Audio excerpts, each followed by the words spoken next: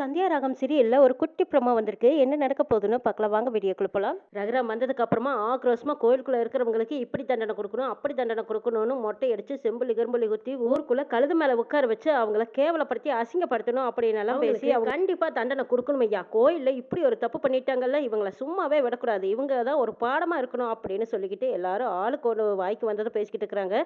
கதவை திறந்ததுக்கு அப்புறமா வெளியில யாரையுமே காணுமே அப்படின்னு சொல்லிட்டு சத்தம் போடுறாங்க. உள்ள இருக்கிறவங்க யாரா இருந்தாலும் வெளியில வாங்க வாங்கன்னு எல்லாரும் சத்தம் போடுறாங்க. ரகுராம் சத்தம் போட்டு உள்ள இருக்கிறவங்க யாரா இருந்தாலும் சரி இப்ப வெளியில வர போறீங்களா இல்லையா அப்படின்னு ஒரு சத்தம் கொடுத்ததுக்கு அப்புறமா சீனு மாயா மெல்ல மெல்ல வந்து நிக்கிறாங்க.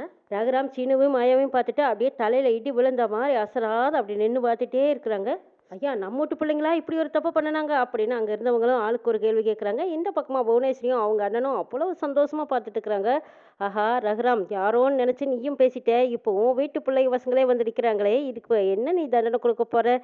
உனக்கு இது போதுமே, இவ்வளோ பெரிய அவமானம் கேவலம், நீ வீட்டுக்கு போனதும் உடனே தூக்கு போட்டு தொங்குறத தவிர வேற வழியே இல்லை அப்படிங்கிற மாதிரி புவனேஸ்வரியும் அவங்க அண்ணனும் ரொம்ப கீழ்த்தரமாக கேவலமாக ரகுராம நினச்சிட்டு இருக்கிறாங்க. நம்ம நினைச்ச மாதிரியே எப்படியோ ரகுராம தலை சாச்சாச்சு, அவனை தலை குனிய வச்சாச்சுன்னு சந்தோஷப்பட்டுட்டு இருக்கிறாங்க புவனேஸ்வரி. சீனு மாயா ரெண்டு பேரும் வெளியில வந்ததை அங்க இருந்த ஊர்க்காரங்க பார்த்துட்டு கண்டபடி திட்டி தீர்க்குறாங்க. ரகுராம் எதுவும் பேச முடியாம அப்படியே அமைதியா பார்த்தபடி நிக்கிறாங்க. மாயாவை பத்தி இப்பதானே ஜானகிட்ட எவ்வளோ பெருமையா பேசிட்டு இருந்தோம், ஆனா மாயாவா இப்படி அப்படின்னு ரகுராம் எதுவும் பேசாம வாயடிச்சு போய் நிக்கிறாங்க. இதை பார்த்த புவனேஸ்வரிக்கு உள்ளூர அவ்வளவு சந்தோஷம் தாங்க முடியல. அதுக்கப்புறம் வைக்கிறாங்க பாருங்க ஆப்பு, புவனேஸ்வரி வாயடிச்சு போய் நிக்கிறாங்க. பின்னாடி மணிவண்ணன் சிவராமன் எல்லாரும் ஓடி வராங்க. வந்ததுக்கு அப்புறமா என்ன நீங்க யார் இந்த வேலையை பார்த்தது?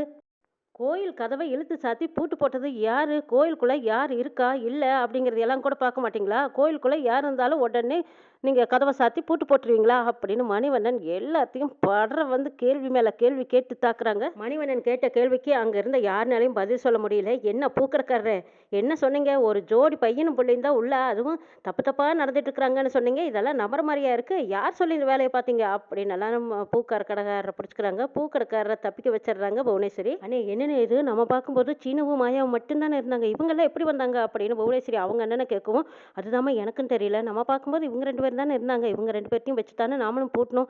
ஆனால் இதுக்கு பின்னாடி ஏதோ ஒரு சதி நடந்திருக்குது, சரி என்னதான் நடக்குதுன்னு நம்மளும் பார்க்கலாம், தெரியாத மாதிரி இருந்துக்கலாம் அப்படின்னு சொல்லிட்டு புவனேஸ்வரி அவங்க அண்ணனும் வேடிக்கை மட்டும் பார்த்துட்டு இருக்கலாம்னு அமைதியாக பார்த்துட்டு இருக்கிறாங்க. பூக்கடைக்காரரை எப்படியோ தப்பிக்க வச்சிடுறாங்க. மணியன் வந்ததும் இந்த வேலையை பார்த்தது ஆறு மச்சான், என்னது ஏன் இப்படி ஊர் கூட்டமாக கூடி நிற்கிறீங்க, எதுக்காக இப்போ கதவை சாத்தினாங்க, எதுக்கு பூட்டினாங்க அப்படின்னு மணிவண்ணன் கேட்கும்போது, ஐயா தப்பா ஒரு நியூஸ் வந்தது, அதனால தான் இழுத்து போட்டுட்டு அவங்களுக்கு தண்டனை கொடுக்கலாம்னு வந்திருக்கோங்கிறாங்க. கோயிலுக்குள்ள யார் இருக்கா இல்லைங்கிறத கூட பார்க்காம அதுவும் பட்ட பகல்ல கோயிலுக்குள்ள வச்சு எல்லாத்தையும் இழுத்து பூட்டிடுவீங்களா? ஒரு தப்பு தண்டனை நடக்குதுன்னா அதுக்கு ஒரு கால நேரம் கூட இல்லையா? கோயிலுக்குள்ள யாரை வச்சு பார்த்தாலும் பூட்டிடுவீங்களா? மணிவண்ணன் கேட்ட கேள்விக்கு யாருனாலும் அங்க பதில் சொல்ல முடியல. ஆமா கோயிலுக்குள்ள யாருமே இல்லை, இந்த பொண்ணும் பையனும் தான் இருக்கிறதா சொன்னாங்களே, நீங்க எப்படி வந்தீங்கன்னு கேக்குறாங்க. இது என்னங்க கேள்வி? கோயிலுக்கு யார் வேணாலும் வரலாமே, ஏதோ பொண்ணும் பையனும் மட்டும்தான் வரணும்னு சட்டம் இருக்கா என்ன? திருவிழாவை பத்தி பேசி முடிவெடுக்கலான்னு நம்ம தர்மகர்த்தா கூப்பிட்டாருன்னு நாங்களும் வந்தோம். அங்க வந்து பார்க்கும்போது அவங்கள இன்னும் வரல.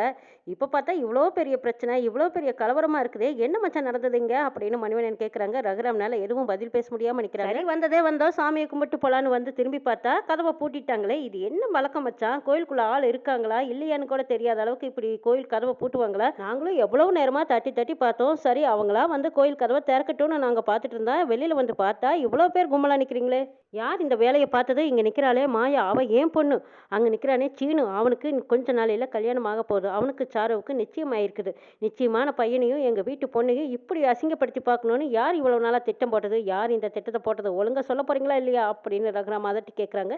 ஐயா இங்க இருந்தாரே பூக்கடைக்காரரு, அவர் தான் வந்து எங்க கிட்ட சொன்னாங்க. அதுக்கப்புறம் தான் சரி நாங்களா எந்த ஒரு முடிவும் எடுக்கக்கூடாது, உங்களை கேட்டு தான் முடிவு எடுக்கணும்னு உங்களை தேடி வந்தவங்க ஐயா, உங்களை கூட்டிகிட்டு வந்ததுக்கு காரணமே இதுதான் சொல்லி முடிக்கிறாங்க ஊர்க்காருங்க. நீங்கெல்லாம் செஞ்ச காரியத்தினால இப்ப யாருக்கு அசிங்க பார்த்தீங்களா? இத்தனை பேர் கோயிலுக்குள்ள இருக்கும்போது எப்படி நீங்க இப்படி ஒரு முடிவு எடுக்கலாம் அப்படின்னு ரகுராம் திட்டுறாங்க. அதோட விட்டாங்களா? மணிவண்ணன் சிவராமன் எல்லாரும் எல்லாத்துக்கும் நல்லா படுற மாதிரி அப்படி நாக்கப்படுங்கிற மாதிரி கேள்வி மேல கேள்வி கேட்குறாங்க. கோயிலுக்குள்ள அதுவும் பட்ட பகல்ல யாரும் திருப்தியா வந்து சாமி கும்பிட்றதுக்கு இல்லை போல இருக்குது, கோயிலுக்குள்ள இருக்க இப்படி தான் வச்சு பூட்டுவீங்களா அப்படின்னு பூட்டை பார்க்குறாங்க. பூட்டை பார்க்கும்போது தான் இதுல ஒரு சூழ்ச்சி நடந்தது தெரிய வருது. இதை கூடிய சீக்கிரம் நம்ம கண்டுபிடிச்சே ஆகணும், இந்த சூழ்ச்சிக்கு பின்னாடி யார் இருக்கா அப்படிங்கிறது ஒரு சந்தேக கேள்வியா ஓடுது. இந்த பக்கமா சீனு மாயா ரெண்டு பேருமே இப்ப நம்மளை பழிவாங்கிறதுக்கு தான் யாரோ நம்மளுக்கு பின்னாடி வேலை பார்த்துருக்காங்கன்னு தெரியல. வேலை மாமாவும் சித்தப்பாவும் வரலைன்னா இப்போ நம்ம நிலைமை என்ன ஆகுறது, நம்ம குடும்பம் மான மரியாதை கௌரவம் இதெல்லாம் என்ன ஆகுறது சின்னு அப்படின்னு 2 பேரும் பேசிக்கிறாங்க. சரி இதுக்கு பின்னாடி யாரோ இருக்காங்கன்னு நல்லா தெரியுது, அது யாருன்னு கண்டுபிடிக்கலாம் அப்படின்னு மணிவண்ணன், சிவராமன், மாயா, சீனு இவங்க எல்லாரும் முடிவெடுக்கிறாங்க. சீனு, மாயா நீங்க 2 பேரும் எப்படி கோயிலுக்கு வந்தீங்க? இங்க வந்து பேச வேண்டிய விஷயங்கள நீங்க வீட்லயே பேச வேண்டியதுதானே, இங்க எதுக்காக வந்து பேசிட்டு இருந்தீங்க? இப்ப பாத்தியா உங்களுக்கு பின்னாடி யாரோ இருந்து இப்படி ஒரு சதி வேலைய பார்த்துருக்காங்க, இனிமேலாவது எச்சரிக்கையா இருங்கன்னு சொல்லிட்டு மணிவண்ணன், சிவராமன் அங்கிருந்து சீனுவையும் மாயாவையும் கூட்டிட்டு போறாங்க. இன்னும் என்னெல்லாம் நடக்க போகுதுங்கிறதையும் ஒரு எபிசோட்ல பார்க்கலாம்.